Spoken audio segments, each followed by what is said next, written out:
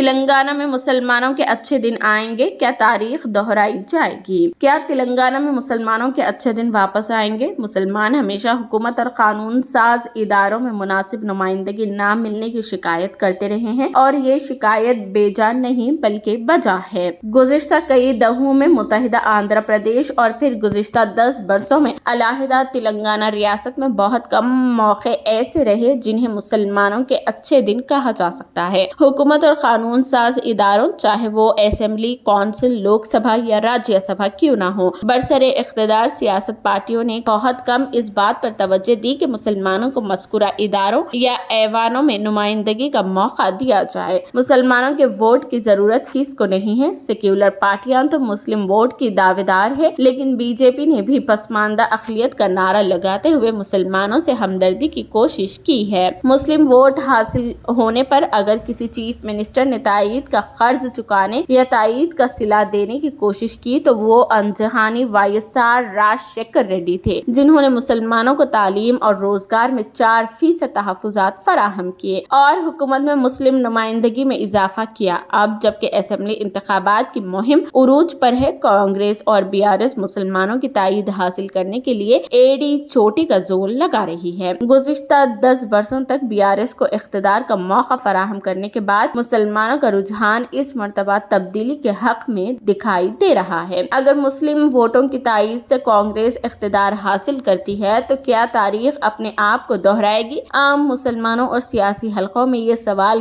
گشت کر رہا ہے کہ کیا ریونت ریڈی متحدہ آندھرا پردیش کے انجہانی Y S R Shekhar Reddy کی تخلیق کریں گے؟ راجشیکھر ریڈی وزارت میں 3 مسلم وزراء تھے، جن میں محمد علی شبیر، فرید الدین اور احمد اللہ شامل تھے۔ ان کے علاوہ کونسل میں 2 اور راجیہ سبھا میں 1 مسلمان کو نمائندگی دی گئی تھی۔ ایم اے خان کو راجشیکھر ریڈی نے 2 میعاد کے لیے راجیہ سبھا کا رکن نامزد کیا تھا۔ جمعیت العلماء کے ریاستی صدر حافظ پیر شبیر احمد کو قانون ساز کونسل میں نمائندگی دی گئی تھی۔ اب جبکہ کانگریس کی اقتدار میں واپسی کے امکانات روشن دکھائی دے رہے ہیں، لہٰذا کانگریس کے اقلیتی قائدین اور کیڈر میں امید جاگی ہے کہ کانگریس کا جو بھی چیف منسٹر ہوگا وہ مسلمانوں کے ساتھ کابینہ اور قانون ساز اداروں میں نمائندگی کے ذریعے انصاف کرے گا۔ یوں تو کانگریس کے چیف منسٹر کا فیصلہ اعلیٰ کمان کرتا ہے، لیکن ریونت ریڈی کے چیف منسٹر بنائے جانے کے امکانات قوی ہیں۔ ریونت ریڈی جو ہمیشہ مسلمانوں کے حق میں اظہار خیال کرتے ہیں اور انہوں نے ایک مسلم قائد محمد علی شبیر کو شکست سے بچانے کے لیے خود کاماریڈی سے مقابلے کا فیصلہ کیا اور محمد علی شبیر کو نظام آباد اربن حلقے سے امیدوار بنایا، جو کانگریس کا روایتی گڑھ رہا ہے۔